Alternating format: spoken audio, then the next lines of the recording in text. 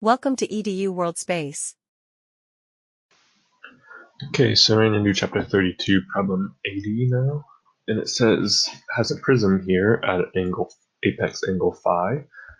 And we want to know if the angle phi is 72 degrees. What is the minimum incident angle for the ray if it is to emerge from the opposite side, which is not be totally internally reflected? If n is 1.58. Okay, so for the refraction on the second surface, let's draw this again actually. We're going to get a better view here of the refractions here. So we have an incident ray here. This is at theta 1. And this is going to get emerged here at a theta 2, which is thus entering this one at a theta 3, and then exits at a theta 4.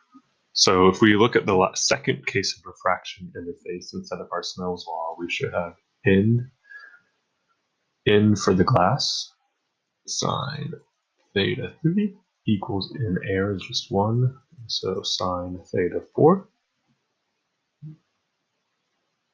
So if we want the maximum value of theta 4 before internal reflection can take place, we're going to take it to be 90 degrees. So for how we can set this up is we can set it up as 1.58 for n times sine of theta 3.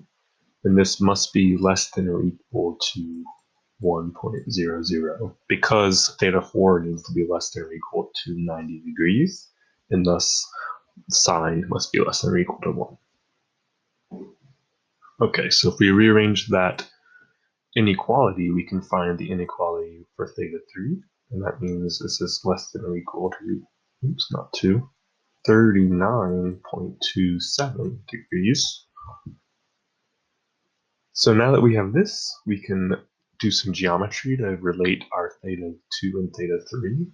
What we should see is that if we look at this triangle, we have a 90 minus theta 2 plus 90 minus theta 3 plus phi should equal 180. So if you resolve that, we should get our theta 2 equaling phi minus theta 3, or theta 2 equals 72 minus 39.27. So that means our theta 2 now is greater than or equal to 39.27. Oops, sorry. Not 39.27, it's the result of that subtraction, which is 32.73 degrees. This is greater than or equal to now because you can see we subtracted off theta 3, so that inequality we used before is going to get flipped.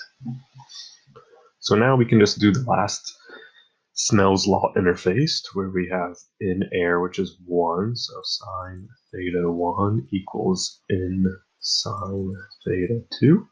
If you rearrange that, we can say that theta 1 has to be greater than or equal to 58.69 degrees. Awesome. That's all we needed.